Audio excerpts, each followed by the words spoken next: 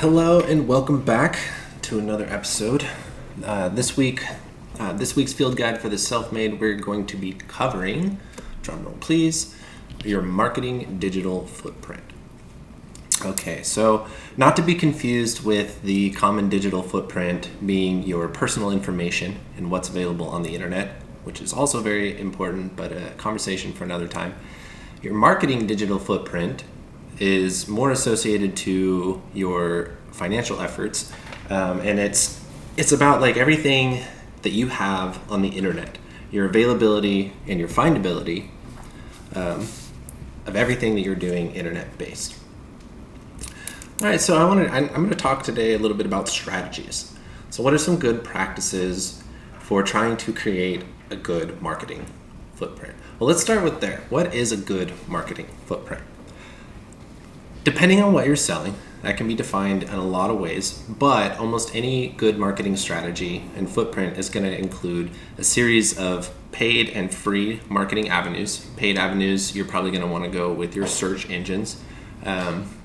Google is 90% of the world, so you really can't have the conversation without talking about Google. And then on the free side of things, you're looking at like social medias. And although there are tons and tons of more options, I mean, Facebook is still, they're kind of the Google of social media right now. So starting with your free and your paid campaigning, if you can even afford to pay for campaigning. If you can't, obviously just start with your free. You want to be aware of search engine optimization. You want to have created or have some sort of idea of your audience, which means that you probably need to have spent some time defining your target market. And if you're defining your target market, then you also need to be doing some analyzation of your market in the ways of things like competitors and market norms. Okay, so I just spat out a lot. I'm going to backtrack a little bit and kind of go through each one of these individual. So starting with search engine optimization. Now, this term gets thrown around a lot, but it's very seldomly done correctly, and doing it correctly is the difference between ending up on that first page of the search engine or being forgot in the second to further. So how do you go about optimizing your findability in a search engine? Well, search engine uses this technology called a crawler, and a crawler it's kind of an AI robot. It's like it's a program that is designed to use keywords, and its main function is to seek out and create popularity. So a crawler, their main job is to follow every hyperlink possible on the internet. And so if you have a website and a crawler hits your website, well, the first thing it's going to do is it's going to see where every link leads, and it's going to follow every page that has more links. It's going to follow all of those, and then it's going to document and it's all of the keywords that you used, every word that's in every link that it followed. Now those words get put into this big database, and that's kind of how the crawlers then feed back the information to Google, and Google goes, okay, these are the most popular words, so we're going to put anyone who uses these keywords kind of up first. And that kind of begins the bidding war, because the more popular a keyword, the more Google gets paid per click. So putting a pin in the paid per click, well, what can you do for free to increase your search engine optimization? The first thing I recommend doing is finding a website that allows you to kind of get the data, right? Like pull up, here, let me see if I can find one for you. I'm just going to type into Google, search, actually let's do keyword generator.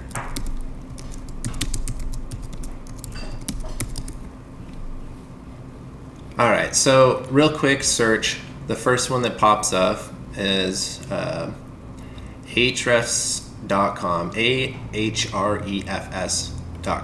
keyword generator.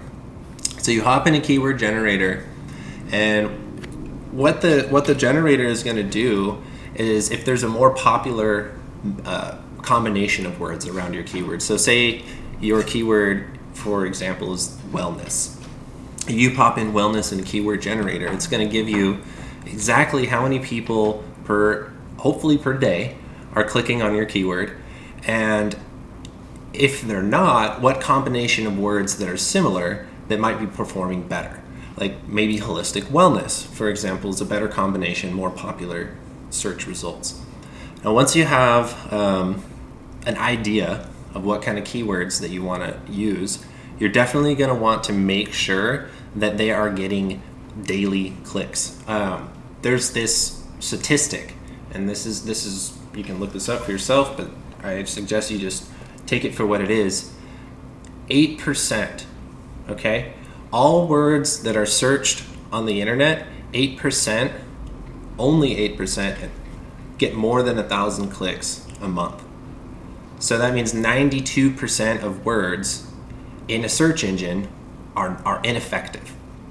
So you really have to do your diligence to make sure that you are in that 8% with whatever your niche and those keywords, like however they align. You need to make sure that you're in that top 8%.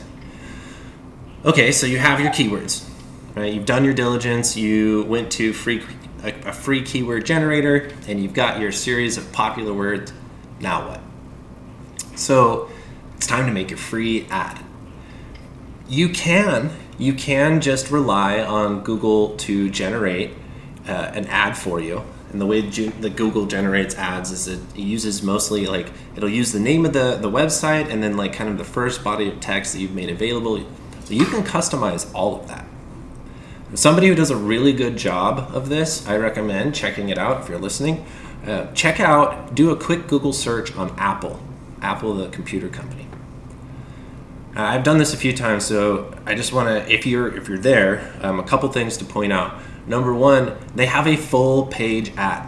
When you Google search Apple, the only thing that will be on your screen is Apple's list of links. That's the other part. Notice how they have several links on the same ad. That is a free ad. They didn't pay for any of that. And then also notice if you're on a computer, off to the right, they'll have a free Wikipedia page. So if you want to learn more or kind of get an outsider's perspective, even though it's most likely written by Apple because Wikipedia is open source, you can do all of that for yourself for free. And I highly suggest you do, because they are a Fortune 500, and it's always smart to get pro tips.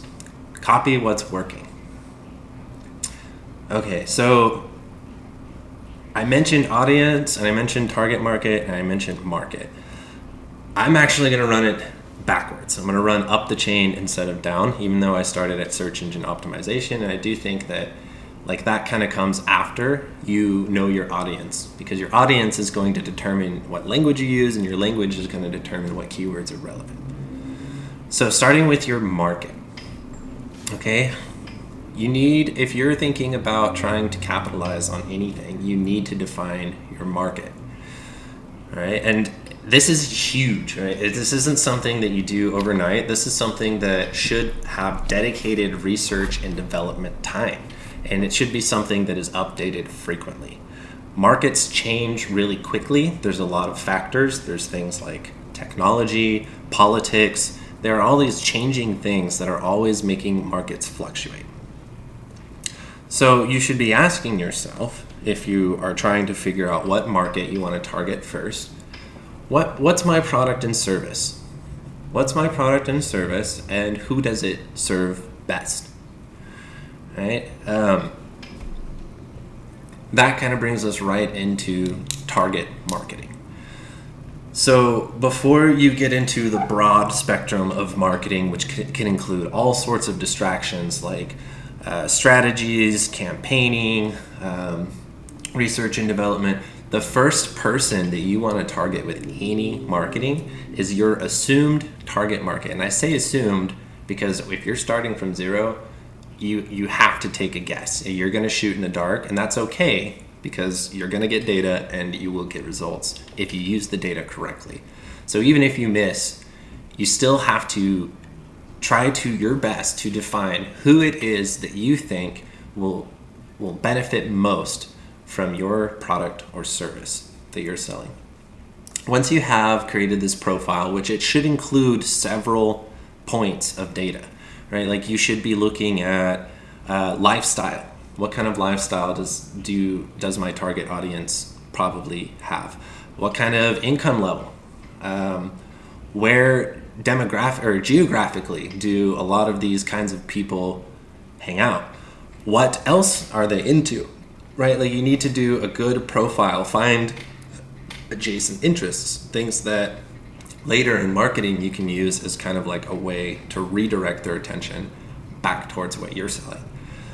So as you're going through building profiles, right, you want to build several profiles. Your audience, it's going to change and adapt, and you want to be prepared as they're changing and adapting. So what I mean by this is, if you're just getting off the ground, 100% of your audience is going to be a cold audience. Cold audience represents every person in the world who has never seen or heard of your product or service. So that's a tough place to start, and that's where a lot of, if you have a budget, that's where most of your money is going to go, is into your cold audience. That's your lead generation pool. So you take your target market and you start with the idea that nobody knows me. Well, what is a cold audience like? Well, they like free stuff. They like high value exchanges.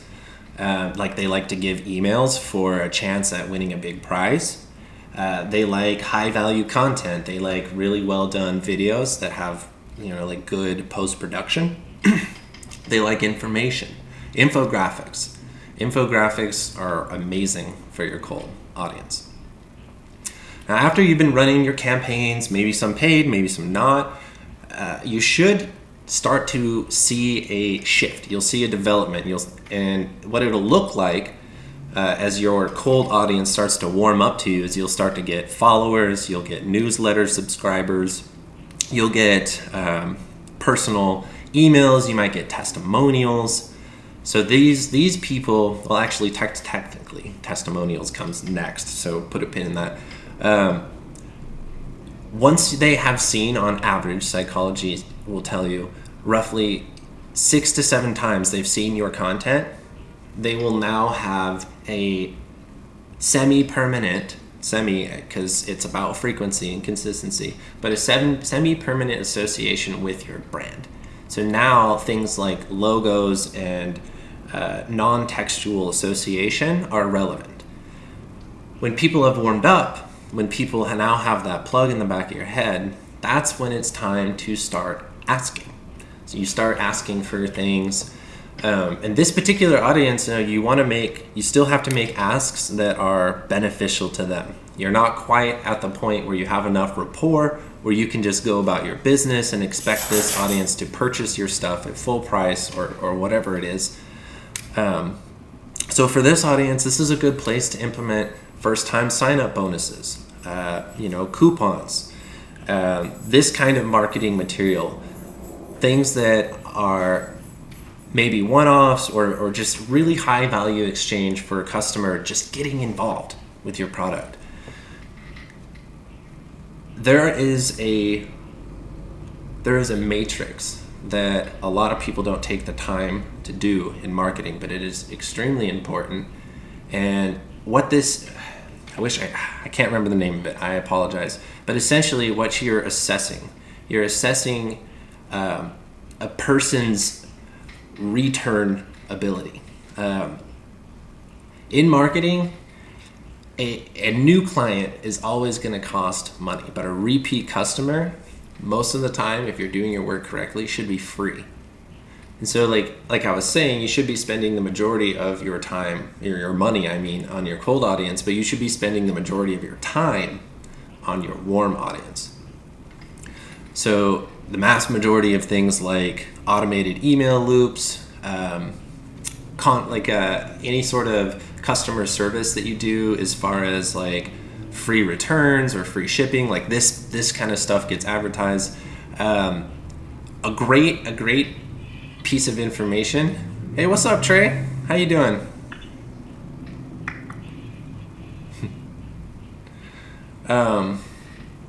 Yeah, I'm doing all right, man. I saw you paint me, so I wanted to come see what you were talking about. Appreciate it, man. So today, in the field guide for the self-made, we are talking about digital presence and your marketing footprint. Good pro tips and strategies on how to be more available and more findable on the internet. It's a good topic. Good topic. Thanks, man. So I'm just now kind of getting into breakdown of the audience. I call it the cold to hot spectrum. It's not mine, but that's just what I branded it. So I'll kind of recap a little bit. So if you're just getting started with a product and it's your first time selling this product or service, then you're looking at the entire world as your cold audience. The cold audience is anybody and anyone who has no association or no affiliation or no wisdom of your product or service. And these people, you want to market to them you're looking to create an extremely one-sided value exchange. You're basically going to be giving them everything that you can, whether that's value through information and infographics, whether that's like just extremely unbranded high-value video content, whether you're engaging them in Q&A. You want to kind of like treat them. You don't want to ask anything of them. You want to treat them like a stranger, right? You're just trying to sell your identity. And then from there, some of them will warm up to you. It takes psychology will tell you about 6 to 7 times for somebody to see your content before your brand becomes like a semi-permanent fixture in their mind and they can recognize you on sight. Those people, that's where you start to throw in the asks, but you want to be very, very still favoring them, right? Like very one-sided. This is where you throw in your coupons, your first-time sign-up discounts. This is where you put your, not just your testimonials, but like your mission statement facts. Like we served this many people this year, and we got this many 5-star, like that kind of information. That's great for this audience. Because what you're trying to do with your warm audience is you're trying to get them hot. Now your hot audience, this is where you capitalize. Your hot audience are all of those people who are familiar with your brand, who are now purchasing your products and getting involved with the experience of your business. This audience, you've already kind of given them a discount. You've created a lot of free value. At this point, they're willing to invest in you financially. And so what they need is great customer service. They need every single one of their problems met. They need things like availability for new products. So like you want to get them involved with newsletters. Your hot audience is where you're going to make the majority of your money. But there is one more tier, and this tier is not traditional to the hot-cold methodology. And I call this class your super fans. So there will be a select few, and there are a lot of strategies you can use. There will be a select few people that are so in love with your brand that they become advocates for it. They will wear your stuff, they will talk to people, they will sell your stuff for you. And this is extremely valuable because they will do this for their entire life as long as you keep them happy. So the good ways to create this kind of relationship is you can do like prize running campaigns. Most of the time, if you have a high value prize or some sort of campaign along that where you're giving away free stuff, whoever wins, most likely you just made a super fan. Having events, having places where people can interact with your brand face to face and talk to your staff, that creates super fans. That creates that human connection. Now they feel like they know the company because they've met the people, they've had conversations. So that particular audience is where like you want to spend the most development, your strategy development in that audience. So running through the audiences one more time, just what you want to dedicate to. Your cold audience, most of your money goes there. Most of your money goes to your cold audience because that's the only way to get in front of people who don't know you. Then moving up into your warm audience, that's where most of your time goes. That's where you have to develop things like coupons, infographics, and content of that nature. And then your hot audience, this is your customer service level. They want to be treated right. You want to make sure that they continue to have a good relationship. And then your super fan level, that's where you're giving like you want to dedicate the most development to trying to create those super fans that will advocate for you, because that is the best free marketing you can get.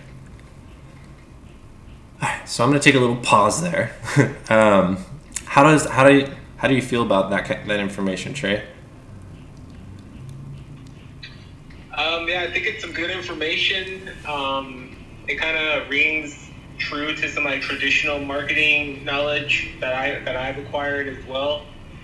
So I like how you kind of broke it down, those 3 stages: cold, warm, hot, and those are almost kind of like, you know, funnel stages or something, if you want to put it like that. Exactly. Just want to confirm something you said. So did you say with your cold audience, that's where you spend more of your money? And then did you say warm, it's time, and then hot, it's customer service? Is that right? Right. Like fundamentally, in your development strategy, you want to spend, as you go up the chain, you want to spend less and less money and more time. Now, I know it seems contradictory to say that you want to spend most of your time on the warm and most of your development on the super fans, but it's just the nature of the content. You're going to be producing the most amount of information to your warm audience, trying to get them to sell, because that's where the capitalization happens the fastest. Sure, that warm audience. Yeah, and this is all coming from I'm happen to be in Marketing 350 right now, so this is like coming straight from Alan Harper, my teacher. Okay, is Marketing 350, is it like a program? So that is the 300 level of my bachelor's degree marketing, my marketing bachelor's degree. So it's the last level of marketing before I do boards and all that fun jazz. Wow, okay, cool. Yeah. Thanks for sharing the info, man. Love to hear it. Yeah, of course.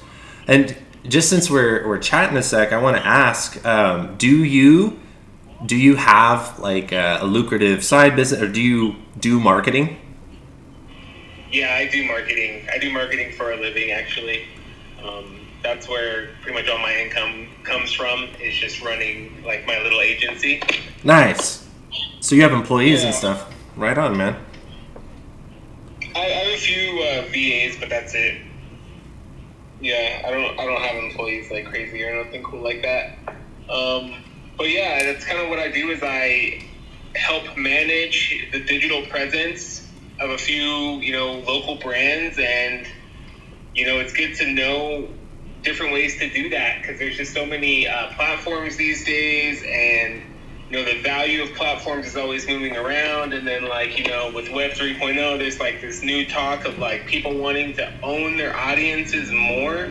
Right. So I think it's good that you're kind of touching on this concept of like knowing your audience, and like knowing that your audience is segmented like that. You know what I mean? Like, and just having that perspective is just very useful, I think.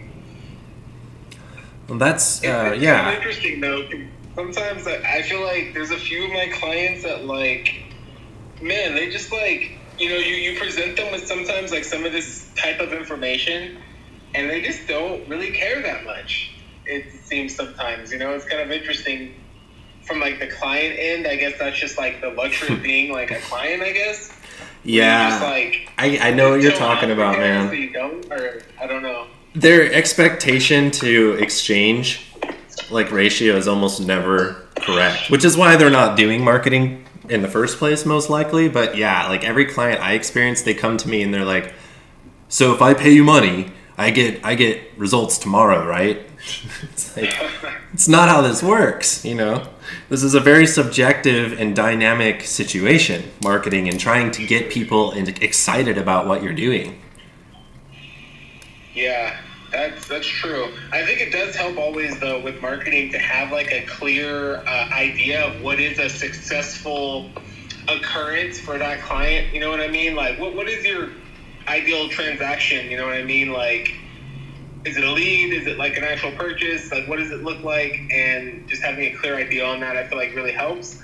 But then again, I find that some clients, like, they don't care. They just, I mean, every once in a while you have that client that just wants to have a presence of some kind. Like, they don't necessarily want a result. Right. Which I guess is like, I don't know. The self-sabotaging client. Sorry. No, you're good. The self-sabotaging client, totally. The one who like wants you to make all the decisions, but as soon as it's time to bottom line, they're like, no, I want this font or I want this size. And you're like, no, but there's strategy and thought. And they're like, yeah, but my aesthetics. My aesthetics, yes, absolutely. That's cool, man. So yeah, that's a good topic off rip though. It's just like that segmented audience, the, what did you call it? The cold hot concept. Yeah, cold to hot. To like transform a relationship. I mean, that's really what it is. It's like you're creating a relationship from the very beginning. And, you know, like you wouldn't like start a relationship off by making a proposal. You know what I mean? Like you start slow, you start by introducing yourself, and you start by getting to know each other. And like, you know, as you explained, online with digital presence, that version of that is going to be, making them a value proposition that is one-sided, like you said, and about them. You know what I mean? Like, definitely more about them than it is about you. Yeah. So I think that since I have an expert on the line, and I mentioned it earlier, I kind of want to spend a little bit of time talking about social media. What are good social platforms and how to use them. So I think you can't even really have the conversation today about social media without talking about Facebook. It's just so big, and the data generation is like, it's so encompassing at this point. They have so much data on every person that it's almost impossible not to have them in your profile if you want to be like a serious marketer these days. Sure. Yep. And so how do you best capitalize on Facebook, being that it's so big? Man, Facebook is kind of tough for me right now, honestly. It is. Because I don't know. What it's hard about Facebook for me right now is that if you are a business, all right, this is not one of those social medias where people are coming to buy products. However, a lot of people do. So like, I find that there's almost like this, as a marketer, there's this level of dishonesty that's required to actually generate results on a Facebook market.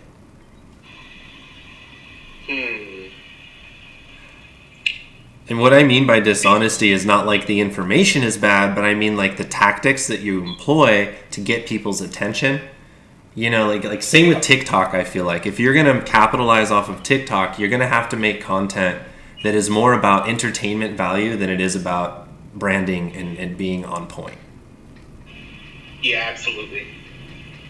Absolutely. I will say one thing that comes to mind when I think about something cool that Facebook does have going for businesses right now. And this is like, I'm not completely sure how this can be entirely implemented, but like what it is like their latest like version of a business profile basically behaves like a normal profile. So you can go and interact with other brands and and people as the business. Right. I do love that. That's really useful because you couldn't really do that before. You were just able to like have a presence, and then if people kind of interacted with you, you could interact back. But now you can actually go and like interact as the business. So like, one way that you could leverage that is you could just go and interact with businesses or things in your niche. You know what I mean? Totally. And like have a presence, not just on your own content, but like on other people's content almost. And like, I think it works well for like local businesses as well, because it's easy to zero in on posts that are like really locally relevant, and then just like pop in, make a comment, or interact, or like do something there. And just show your presence. I like to use Facebook a lot too as like a cheaper way to get data back on on like trial content. Like it's a really good place to do A/B testing, right? Because like $5 on say Google might get you a click that leads to a purchase, and that's great. But $5 a day on Facebook will produce anywhere from like 25 to 150 data points. And so you can really easily and cheaply implement like A/B testing through Facebook or Twitter, really. Like I like to use either one because both of those audiences, they don't really care so much if you're flooding them a little bit. I mean, obviously, if you're doing like every hour or whatever, like they're going to get sick of your content. But it's very customary that people post like 3, 4, maybe even 5 times a day on Facebook and Twitter. Absolutely. And so because of that high volatile, absolutely. that responsiveness, it's a great way to generate quick data. I could see that, yeah. Especially if you are willing to go and do some paid to just experiment. I mean, I think everyone still agrees that Facebook ads are still super useful. They're just not as, affordable as they once were, but right. They're still effective, Yeah, if you know how to do the Facebook marketing correctly, they definitely hit because they have, like I was saying earlier, they're almost like the American version of the Chinese AI. They have so many data points on so many volunteer participants that at this point, they're not even just selling your target audience. They're actually selling, they're like, we can change people's mind. We can make people want your stuff because we have enough information about close niches and secondary markets that we will change their mind for you. Wow, yeah. Their version of controlling the feed is very much to kind of make people purchase things, not get things to people that they already want to purchase. Sure, that does make sense. That would be the next step, I guess, for them, huh? Right. Changing your mind. Yeah, it's definitely important to have those Facebook ads, like some of that knowledge, like available. As a marketer, you have to. I just I've seen like the aftermath of like people who like had their entire like business model built on Facebook and then for some reason lost access to that. Yeah. And that's just like crazy because like. And they will do that too. They will cancel you in a heartbeat, and it can have nothing. Like it could be like the biggest misunderstanding on the planet. They will cancel you today and ask questions tomorrow. Absolutely, that is what it is. It's block you or ban you today, ask questions tomorrow. 100%. Yeah, people that isolate their franchise, I like to call it, that have like one storefront especially on something as volatile as social media or Facebook. That's a risk. It's a huge risk of being shut down because people are sensitive. And that's like not a risk I would recommend any marketer commit to.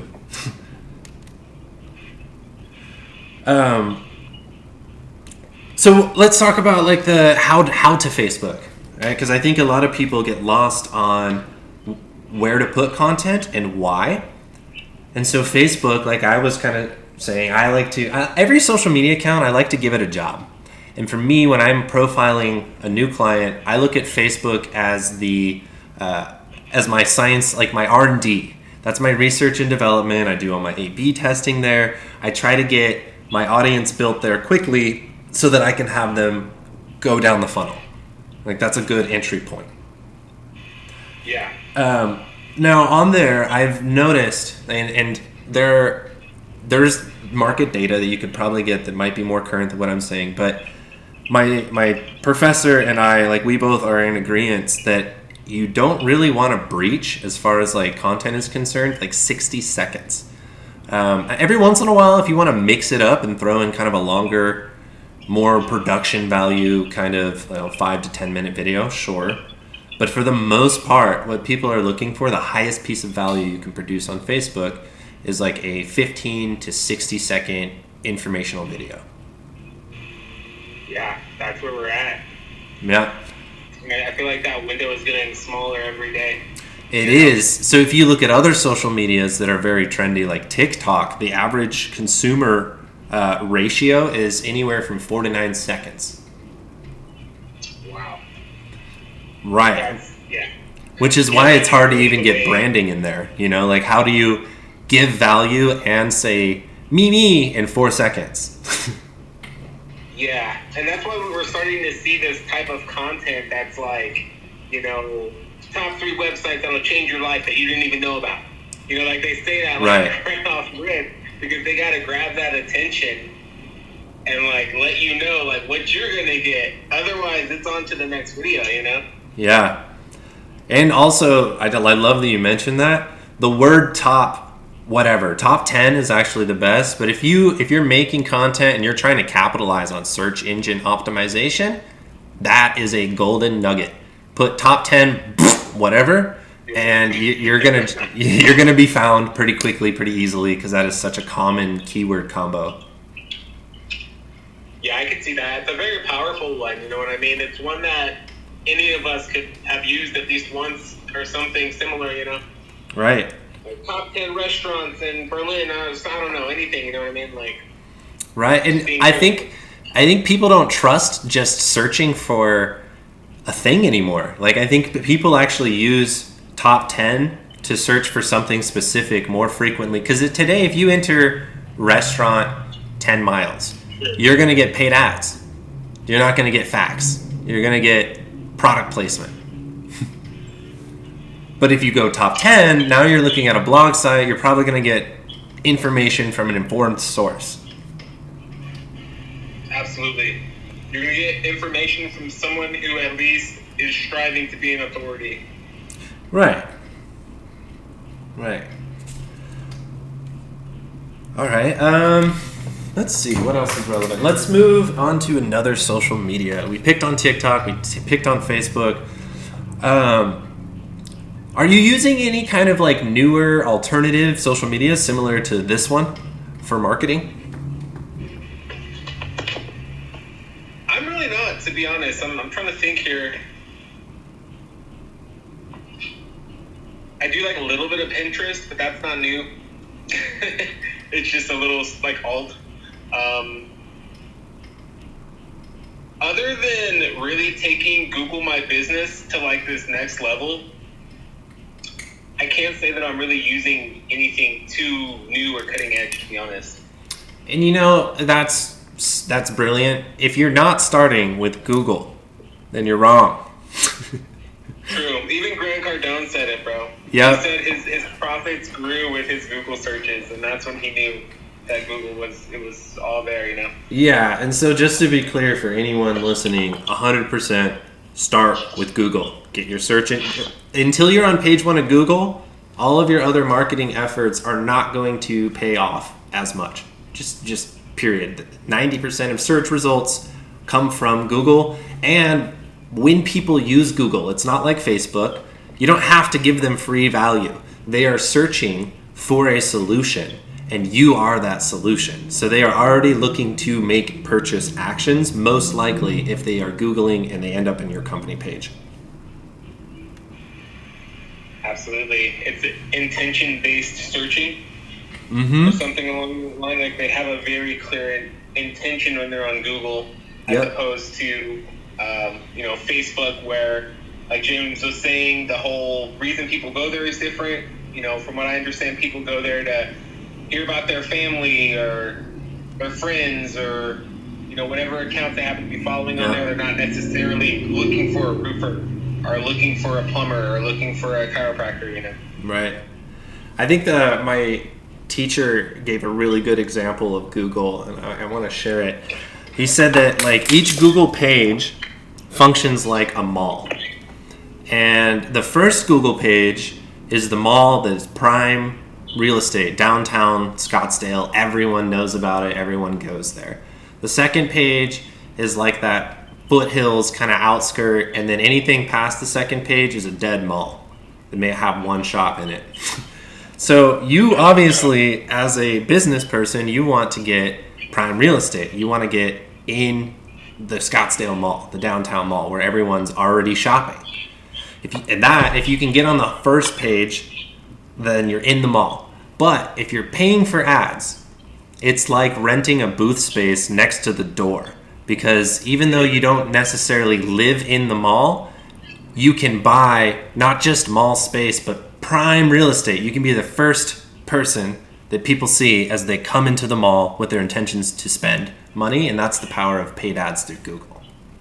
So let me ask you this, really quick. On that note, how much do you think paid ads helps you get to the front page? Do you think it does or it doesn't? 100%, man. Like, it's just like academia. It's a self-fulfilling prophecy. Google has designed it so that the more money you spend, the more likely you'll end up at the top.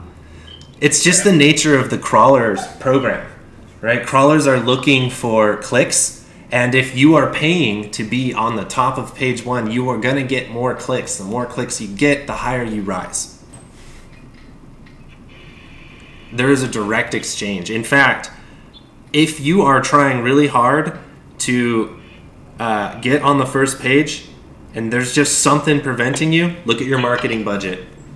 If you're, first off, 10%, just industry standard. If your company is not reinvesting 10% into their marketing, then they're not market compatible.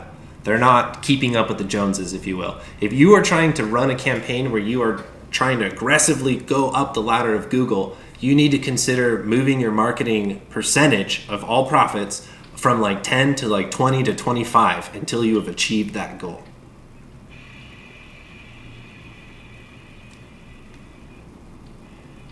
I mean, would you say that's a pretty fair statement? Yeah, I think that's a fair statement.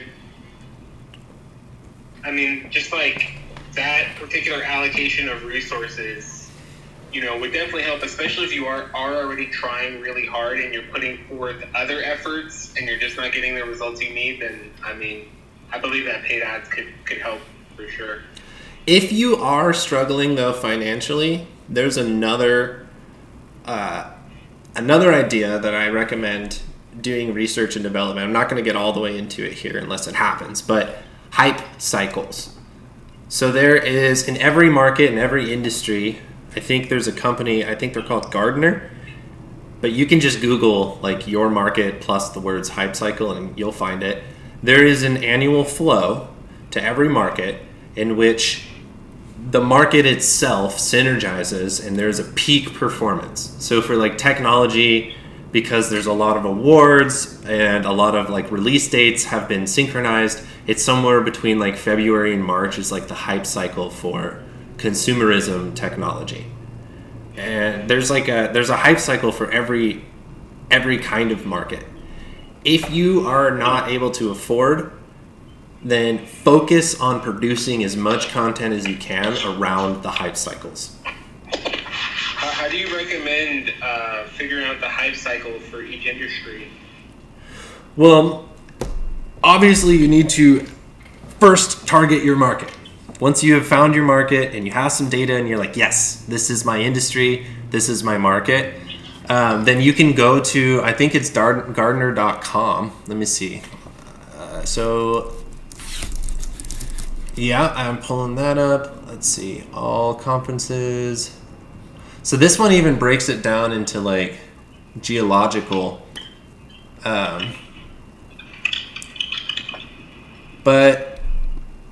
Okay, so this is all articles. If you know the name, so I'm going to type in a market that I work in. So I'm going to type in like, we'll do wellness, or actually, I'm just going to stick with technology because that was the example I used. Technology hype cycle. What's the URL for the website?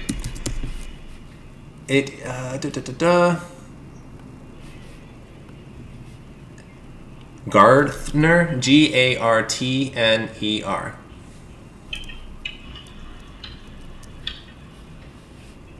And I think they might actually want, no, here we go, download, nope, that's conference calendar. So I'm not sure if you can actually get the hype cycles from this website, but I know these are the guys that do the work and produce the hype cycles. I'm trying to find like a good place for it. So you think that you can save by focusing content around that cycle? Correct. The reason being is because during a hype cycle, if you ride the wave, if you will, if you're available for good marketing during the peak, the hype cycle represents when people are spending their money on your products in your market, like when the most actionable ROI is available. Hype cycles.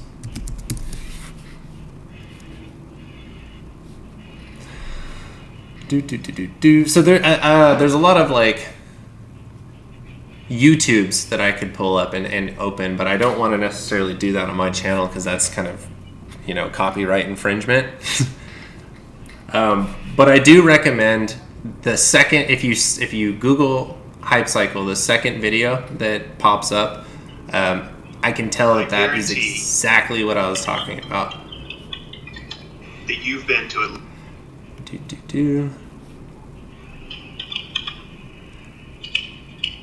So yeah, there's like a natural progression of this wave. They have what's called like the innovation trigger. So that could be just like kind of like how Blockbuster has summer releases. Markets have this kind of unified release. Most markets have this unified release schedule, and it's normally around big conferences and awards. So like, like all the car awards and all the car reveals will happen around the same season.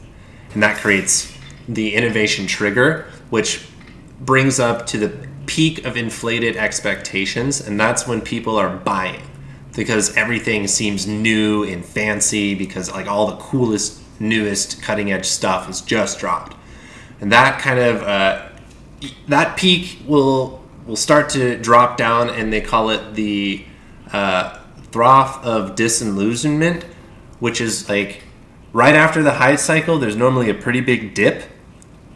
People are kind of like over the idea of the product. It's becoming normalized, and it's so normalized, in fact, that like a lot of the problems with the technology are coming in, and people are actually becoming hesitant. And then you have the slope of enlightenment, and that's where the corporation either fixes all the problems or all the customer service happens, and so it enters what's called like the normal state of the market, which is what you can expect when it's not like when on any given Tuesday.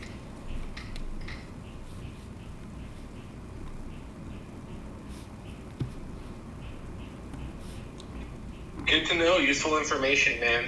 Sounds like I found the website here, so I'm definitely gonna look at some of that later. Try to see if I can figure that out for some of my clients. Yeah, man. And if you have the ability to do both, if you infuse money with the hype cycle, now you're double dipping.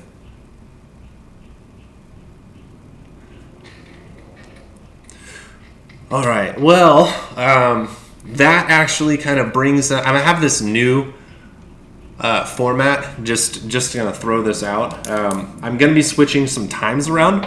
So this Wednesday after the holidays, like sometime right around the end of December or January 1st, this Wednesday situation is going to move to Tuesday. I'll do the field guide, and it'll be from 5 to 6. I'm cutting it back down to an hour. And then the Magik of Science is going to shift to Thursday, and Love, Health, and Happiness will be on Sundays. But everything is going to be from 5 to 6, right after Christmas and all of that. Hey, do you have any marketing plugs for yourself? Like, do you have like a website or anything that you might want to put out there for anyone who might see this in the future? Not explicitly. I do have like a website and things like that, but I'm not like have anything in particular that I want to plug at this moment. Okay. But I love connecting with different brands and different companies when I can. So I'm kind of open to consultations with anybody about anything. There's just that. And where do they go if they want to consult with you? Can you DM people on this platform? I don't even know. You could throw it. You could throw it in the chat. I think you can DM. Can you? Okay. Yeah, I do spend a lot of time on Instagram, so I'll drop my Instagram in the chat. Perfect. Yeah, so I also work in the marketing industry. For anyone who's interested, I recommend checking out my personal website, which is franksheffield.card.co. And it's also kind of a showcase. Please, please know that website's under development. As I was saying earlier, I am in school, but that will be my living showcase of talent. So if it ever reaches a point where you're like, wow, this is awesome, I want it, you know how to get it. With that, I think I'm going to conclude this chat a little bit early. Just got a big push for finals. So thank you, Trey, for being here. Perfect person to have a conversation with about marketing. Thanks for having me on, man. I always appreciate your insights, man. Every time I see you on here, I try to give it a listen because I appreciate your knowledge that you share. So thanks for that. And I appreciate your loyalty. Thanks, Trey. Love talking to you, man. We will chat. I will see you out there. See you in the airwaves. All right, take care, buddy. All right, much love, man. And for everyone else watching live stream, thanks again. If you enjoyed the content and you want to get more, there is you can click follow, or as they say, smash that subscribe button. God, I hate that. Or you can subscribe to the calendar. I have a calendar of events. Just DM me if you're interested. I can get you set up with a Google Calendar. It also follows a lot of things like astrology, local free yoga situations. So it's just in general, it's a holistic wellness event calendar. So if you're looking to get more involved with, things like this kind of conversations or yoga or whatever it is, that's a great way to do so. Thanks again for listening.